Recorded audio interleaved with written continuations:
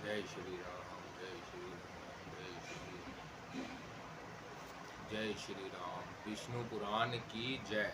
पांचवा अध्याय, निमि चरित्र और निमि वंश का वर्णन। श्री प्राशर जी बोले, इक्ष्वाकु का जो निमि नामक पुत्र था, उसने 1 सहस्त्र वर्ष में समाप्त होने वाले यज्ञ का आरंभ किया। उस यज्ञ में उसने वशिष्ठ जी को होता वरण किया। वशिष्ठ जी ने उससे कहा कि 500 वर्ष के यज्ञ के लिए इंद्र ने मुझे पहले ही वरण कर लिया है, अतः इतने समय तुम ठहर जाओ। वहां से आने पर मैं तुम्हारा भी ऋषित्व को जाऊंगा। उनके ऐसा कहने पर राजा ने उन्हें कुछ भी उत्तर नहीं दिया। वशिष्ठ जी ने यह समाचार कि राजा ने उनका कथन स्वीकार कर लिया है, इंद्र का यज्ञ आरंभ कर दिया।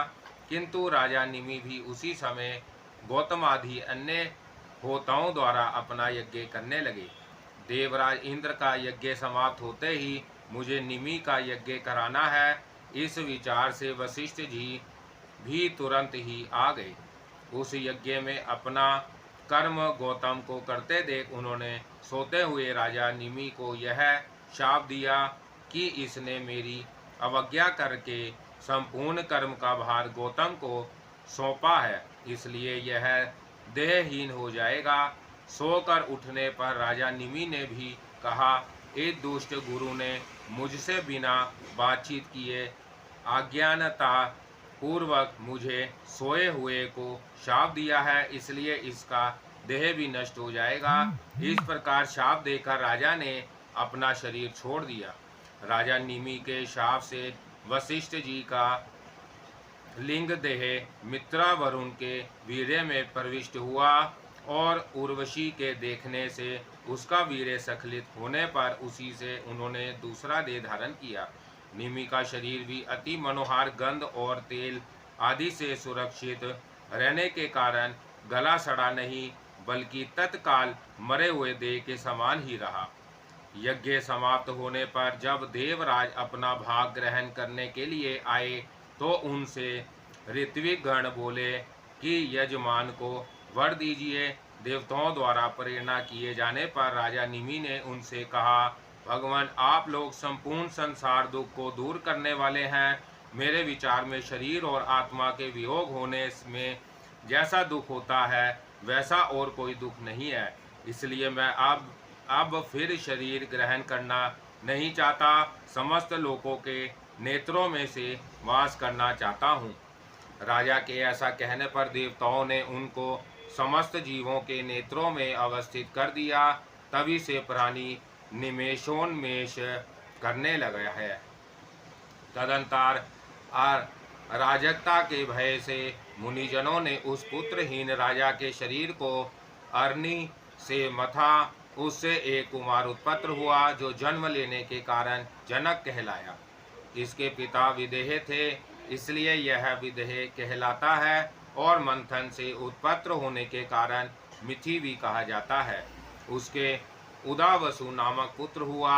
उदावसु के नंदीवर्धन के सुकेतु, सुकेतु के देवरात, देवरात के बृहदुकथ, बृहदुकथत के महावीरे, महावीरे के सुधूति, सुधूति के दृष्टकेतु, दृष्टकेतु के हर्यक्ष, हर्यक्ष के मनु, मनु के प्रतीक, प्रतीक के कृतरथ, कृतरथ के देवमीड़, देवमीड़ के विबुध, विबुध के महाधृति, महाधृति के कृतरात, कृतरात के महारोमा, महारोवन में सुवर्ण रोमा, सुवर्ण रोमा के हरस्व रोमा, और हरस रोमा के शीरध्वज नामक पुत्र हुआ।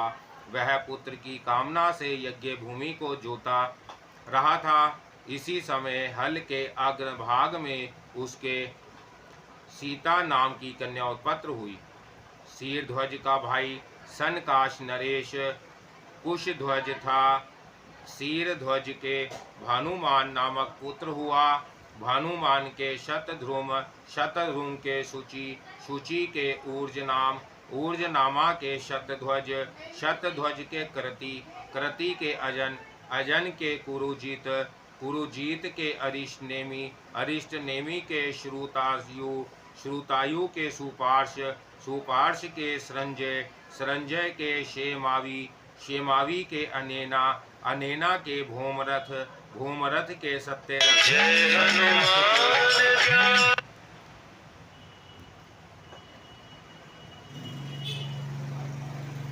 सत्यरथ के उपगु, उपगु के उपगुप्त, उपगुप्त के स्वागत, स्वागत के स्वानंद, स्वानंद के सुवर्चा, सुवर्चा के सुपार्थ, सुपार्श, सुपार्श के सुभाष, सुभाष के सुतृष, सुतृष के जय, जय के विजय, विजय के रिश्तत, रिश्तत के सुनक, सुनय के वीत हावे, वीत हावे के धृति, धृति के बहुलाक्ष और बहुलाक्ष के कृति नामक पुत्र हुआ। कृति में ही इस जनक वंश की समाप्ति हो जाती है। यह ही मैथिली भूपालगण है। प्राय ये सभी राजा लोग आत्मविधा को आश्रय देने वाले होते हैं। जय श्री राम। विष्णु पुराण की जय। छठा अध्याय सोमवंश का वर्णन, चंद्रमा, बुध और पुरुरवा का चरित्र। मैत्रेय जी बोले, भगवान आपने सूर्यवंशीय राजाओं का वर्णन तो कर दिया, अब मैं संपूर्ण चंद्रवंशीय भूपतियों का वृतांत भी सुनना चाहता हूँ, जिन स्थिर कीर्ति महाराजों की संतति का सुयश आज भी गान किया जाता है। हे बामन, प्रसत्र मुख से आप उन्हीं का वर्णन मुझसे कीजिए। श्री पराशर जी बोले, हे मुनि शार्दुल, परम तेजस्वी चंद्रमा के वंश का क्रमशः श्रवण करो, जिसमें अनेकों विख्यात राजा लोग हुए हैं। यह वंश नहुष, ययाति, कर्तवीर और अर्जुन आदि अनेकों अति बल पराक्रमशील, कांतिमान, क्रियावान और सद्गुण संपन्न राजाओं से अलंकृत हुआ है। सुनो, मैं उसका वर्णन करता हूँ। संपूर्ण जगत के रचयिता भगवान नारायण के नाभि कमल से उत्पन्न हुए भगवान ब्रह्मा जी के पुत्र अत्रि प्रजापति थे। इन अत्रि के पुत्र चंद्रमा हुए। कमल के योनि भगवान ब्रह्मा जी ने उन्हें संपूर्ण औषधि, द्विजजन और नक्षत्र गण के अधिपत्य पर अभिषिक्त कर दिया था। चंद्रमा ने राजसूय यज्ञ का अनुष्ठान किया। अपने प्रभाव और अति उत्कृष्ट अधिपत्य के अधिकारी होने से चंद्रमा पर राजमद सवार हुआ। तब मदोन्मत हो जाने के कारण उसने समस्त देवताओं के गुरु भगवान बृहस्पति जी की भार्या तारा को हरण कर लिया। तथा बृहस्पति जी की प्रेरणा से भगवान ब्रह्मा जी के बहुत कुछ कहने सुनने और देव ऋषियों के मांगने पर भी उसे ना छोड़ा। बृहस्पति जी के देश करने के कारण शुक्र जी भी चंद्रमा के सहायक हो गए और अंगिरा से विधा लाभ करने के कारण भगवान रुद्र ने बृहस्पति जी की सहायता की। जिस पक्ष के में शुक्र जी थे, उस ओर से जंब और कुंभ आदि समस्त दैत्य दानवादी ने भी बड़ा अध्योग किया तथा सकल देव सेना के सहित इंद्र बृहस्पति जी के सहायक हुए। इस प्रकार तारा के लिए उनमें तारामय नामक अत्यंत घोर युद्ध छिड़ गया। तब रुद्र आदि देवगण दानवों के प्रति और दानवगण देवताओं के प्रति नाना प्रकार के शस्त्र छोड़ने लगे।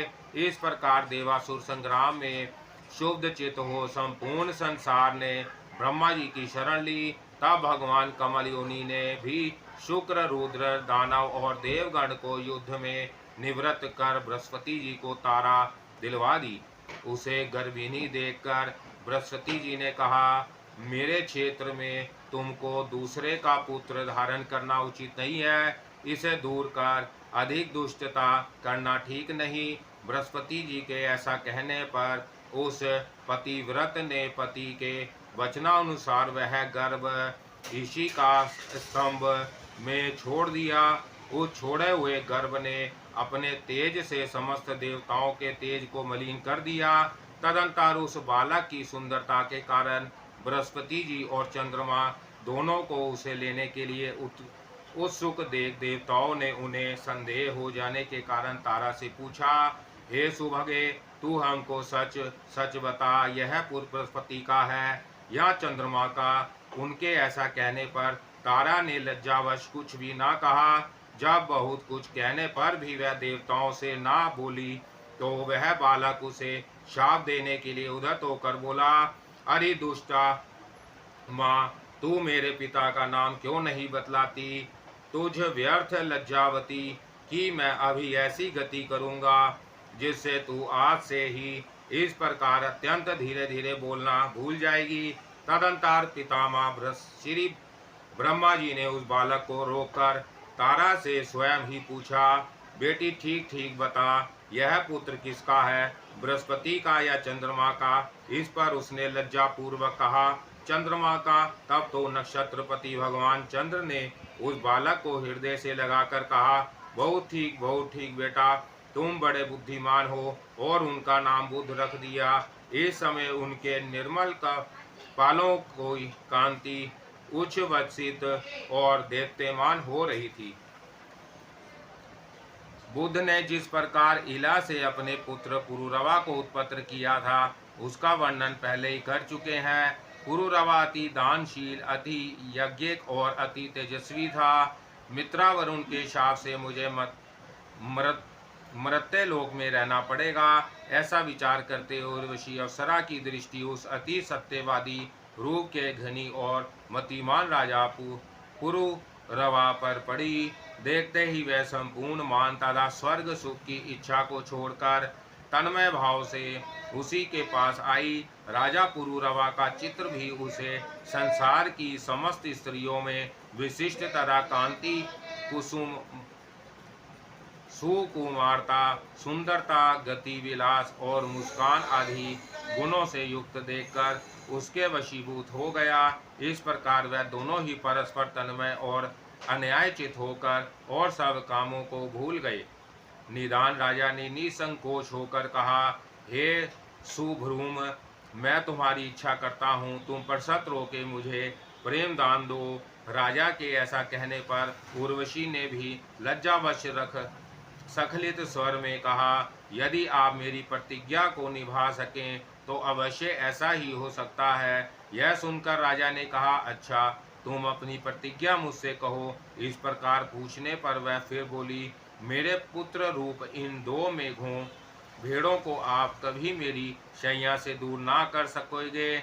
मैं अभी आपको नग्न ना देखने पाऊं और केवल धृत ही मेरा आहार होगा। यही मेरी 3 प्रतिज्ञाएं हैं।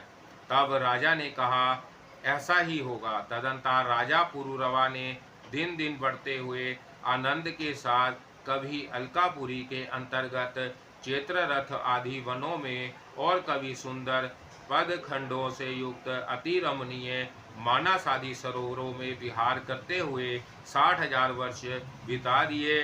उसके उपभोग सुख से प्रतिदिन अनुराग के बढ़ते रहने से उर्वशी को भी देवलोक में रहने की इच्छा नहीं रही। इधर उर्वशी के बिना अप्सराओं, सिद्धों और गंधर्वों को स्वर्गलोक अत्यंत रमणीय नहीं मालूम होता था। अतः उर्वशी और पुरुरवा की प्रतिज्ञा के जानने वाले विषावसु ने एक दिन रात्रि के समय गंधर्वों के साथ जाकर उसके शयनागार के पार से एक मेष का हरण कर लिया। उसे आकाश में ले जाते समय उर्वशी ने उसका शब्द सुना। तब वह बोली, मुझ अनाथ के पुत्र को कौन लिए जाता है, अब मैं किसकी शरण जाऊं? किंतु यह सुनकर भी इस भय से कि रानी मुझे नंगा देख लेगी, राजा नहीं उठा। तदंतर गंधर्वगण दूसरा भी मेष लेकर चल दिए।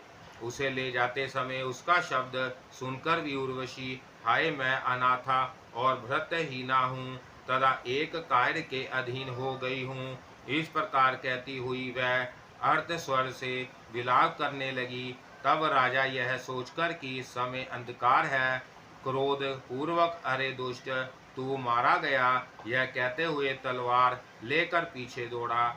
इसी समय गंधर्वों ने अति उज्ज्वल विद्युत प्रकट कर दी। उसके प्रकाश में राजा को वस्त्रहीन देखकर प्रतिज्ञा टूट जाने से उर्वशी तुरंत ही वहां से चली गई। गंधर्व गण भी उन मेषों को वही छोड़कर स्वर्गलोक में चले गए। किंतु जब राजा उन मेषों को लिए हुए अति प्रसन्न चित्त से अपने शय्यागार में आया तो वहां उसने उर्वशी को ना देखा। उसे ना देखने से वह उस वस्त्रहीन अवस्था में ही पागल के समान घूमने लगा। घूमते घूमते उसने एक दिन कुरुक्षेत्र के कमल सरोवर में अन्य 4 अप्सराओं के सहित उर्वशी को देखा। उसे देखकर वह उन्मत्त के समान, हे जाए ठहर अरि हृदय की निष्ठुरे, खड़ी हो जा अरि कपट रखने वाली, वार्तालाप के लिए तनिक ठहर जा, ऐसे अनेक वचन कहने लगा। उर्वशी बोली, महाराज, इन अज्ञानियों की सी चेष्टाओं से कोई लाभ नहीं। इस समय मैं गर्भवती हूँ। 1 वर्ष उपरांत आप यही आ जावे, उस समय आपके एक पुत्र होगा और एक रात में भी आपके साथ रहूंगी। उर्वशी के ऐसा कहने पर राजा पुरुरवा प्रसन्न चित्त से अपने नगर को चला गया। तदंतर उर्वशी ने अन्य अप्सराओं से कहा, ये वही पुरुश्रेष्ठ है जिसके साथ मैं इतने दिनों तक प्रेमाकृष्ट चित्त से भूमंडल में लगी रही थी। इस पर अन्य अप्सराओं ने कहा, वाह वाह, सचमुच इनका रूप बड़ा ही मनोहर है। इनके साथ तो सर्वदा हमारा भी सहवास हो। वर्ष समाप्त होने पर राजा पुरुरवा वहां आए। उस समय उर्वशी ने उन्हें आयु नामक एक बालक दिया। तथा उनके साथ एक रात रहकर 5 पुत्र उत्पन्न करने के लिए गर्भ धारण किया और कहा, हमारे पारस्परिक स्नेह के कारण सकल गंधर्व गण महाराज को वरदान देना चाहते हैं, अतः आप अविष्ट वर मांगिए। राजा बोले, मैंने समस्त शत्रुओं को जीत लिया है, मेरी इंद्रियों की सामर्थ्य नष्ट नहीं हुई है, मैं बंधुजन असंख्य सेना और कोष से भी संपन्न हूँ। इस समय उर्वशी के सहवास के अतिरिक्त मुझे और कुछ भी प्राव्यक्त नहीं है, अतः मैं उस उर्वशी के साथ ही काल यापन करना चाहता हूँ। राजा के ऐसा कहने पर गंधर्वों ने उन्हें एक अग्नि स्थली दी और कहा, इस अग्नि के वैदिक विधि से ग्रह पत्ते आवाहनीय और दक्षिणा गृह रूप 3 भाग करके इसमें उर्वशी के सहवास की कामना से भली भांति यचन करो, तो अवश्य ही तुम अपना अभिष्ट प्राप्त कर लोगे। गंधर्वों के ऐसा कहने पर राजा उस अग्निस्थली को लेकर चल दिए। वन के अंदर उन्होंने सोचा, ओहो, मैं कैसा मूर्ख हूँ, मैंने यह क्या किया जो इस अग्निस्थली को तो ले आया और उर्वशी को नहीं लाया। ऐसा सोचकर उस अग्निस्थली को वन में ही छोड़कर वह अपने नगर में चले आए। आधी रात बीत जाने के बाद निद्रा टूटने पर राजा ने सोचा, उर्वशी की सत्रिधि प्राप्त करने के लिए ही गंधर्वों ने मुझे वह अग्निस्थली दी थी और मैंने उसे वन में ही छोड़ दिया, अतः अब मुझे उसे लाने के लिए जाना चाहिए। ऐसा सोच उठकर वह वहां गए, किंतु उन्होंने उस स्थली को वहां ना देखा।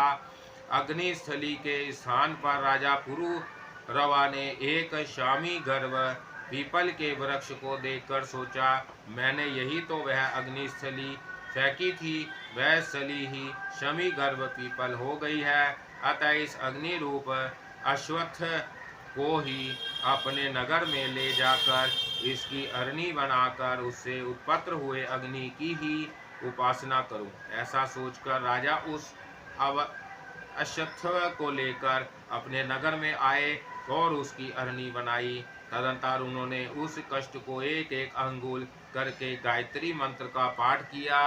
उसके पाठ से गायत्री की अक्षर संख्या के बराबर एक एक अंगुली की अरण्या हो गई। उनके मंथन से तीनों प्रकार के अग्नियों को उत्पन्न कर उनमें वैदिक विधि से हवन किया तथा उर्वशी के सहवास रूप फल की इच्छा की। तदंतर उसी अग्नि ने नाना प्रकार के यज्ञों का यजन करते हुए उन्हें गंधर्व लोक प्राप्त किया और फिर उर्वशी ने उसका वियोग ना हुआ। पूर्व काल में एक ही अग्नि था, उस एक ही से इस मनवंतर में 3 प्रकार के अग्नियों का प्रचार हुआ। जय श्री राम। विष्णु पुराण की जय। 7वां अध्याय। जुहागु का गंगा पान तथा जमद अग्नि और विश्वामित्र जी की उत्पत्ति। श्री पराशर जी बोले, राजा पुरुरवा के परम बुद्धिमान आयु अमावसु, विश्वावसु, श्रुततायु, शतायु और आयुतायु नामक 6 पुत्र हुए। अमावसु के भीम, भीम के कंचन, कंचन के सुहोत्र और सुहोत्र के जोहू नामक पुत्र हुआ, जिसने अपनी संपूर्ण यज्ञशाला को गंगा जल में अपलित देख क्रोध से रक्त नयन हो भगवान यज्ञ पुरुष को परम समाधि के द्वारा अपने में स्थापित कर संपूर्ण गंगा जी को पी लिया था। तब देव ऋषियों ने इन्हें प्रसत्र किया और गंगा जी को इनकी पुत्री रूप से पाकर ले गए। जुहू के सुमंतु नामक पुत्र हुआ, सुमंतु के अजक, अजक के बलाकाक्ष, बलाकाक्ष के कुश और कुश के कुशंब, कुशनाभ, अध्रुतरजा और वसु नामक 4 पुत्र हुए।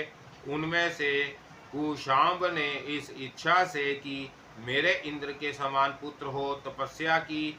उसके उग्र तप को देखकर बल में कोई अन्य मेरे समान ना हो जाए, इस भय से इंद्र स्वयं ही इनका पुत्र हो गया।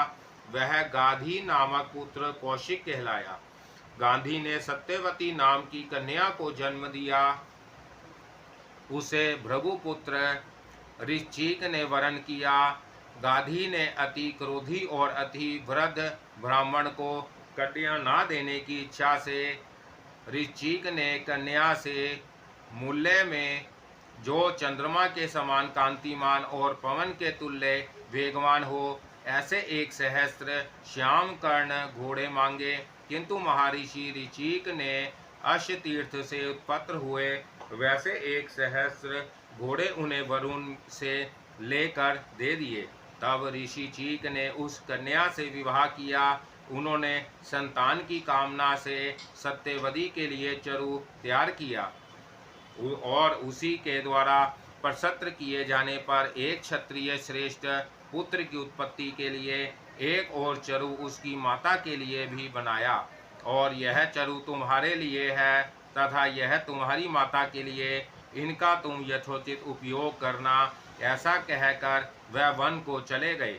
उनका उपयोग करते समय सत्यवती की माता ने उससे कहा, बेटी, सभी लोग अपने ही लिए सबसे अधिक गुणवान पुत्र चाहते हैं। अपनी पत्नी के भाई के पुत्र गुणों में किसी की भी विशेष रुचि नहीं होती। अतः तू अपना चुरू तो मुझे दे दे और मेरे तू ले ले, क्योंकि मेरे पुत्र को तो संपूर्ण भूमंडल का पालन करना होगा और ब्राह्मण कुमार को तो बल, वीर्य तथा संपत्ति आदि से लेना ही क्या है। ऐसा कहने पर सत्यवती ने अपना चुरू अपनी माता को दे दिया। वन से लौटने पर ऋषि ने सत्यवती को देखकर कहा, अरे पापिनी, तू ऐसा क्या आकार्य किया है जिससे तेरा शरीर ऐसा भयानक प्रतीत होता है। अवश्य ही तूने अपनी माता के लिए तैयार किए चुरू का उपयोग किया है, सो ठीक नहीं है। मैंने उसमें संपूर्ण ऐश्वर्य, पराक्रम, शूरता और बाल की संपत्ति का आरोग्यपन किया था तथा तेरे में शांति, ज्ञान, तितिक्षा आदि संपूर्ण ब्राह्मणोचित गुणों का समावेश किया था। उनका विपरीत उपयोग करने से मेरे अति भयानक अस्त्र शस्त्रधारी, पालन कर में तत्पर क्षत्रियों के समान आचार वाला पुत्र होगा और उसके शांति प्रिय ब्राह्मणचार युक्त पुत्र होगा। यह सुनते ही सत्यवती ने उनके चरण पकड़ लिए और प्रणाम करके कहा, भगवान, अज्ञान से ही मैंने ऐसा किया है, अतः प्रसन्न होइए और ऐसा कीजिए जिससे मेरा पुत्र ऐसा ना हो, भले ही पौत्र ऐसा हो जाए। इस पर मुनि ने कहा, ऐसा ही हो। तदंतर उसने जमद अग्नि को जन्म दिया और उसकी माता ने विश्वामित्र को उत्पन्न किया। तथा सत्यवती कौशिकी नाम की नदी हो गई। जमद अग्नि ने ईशवाकु कुल ध्रुव रेणु की कन्या रेणुका से विवाह किया।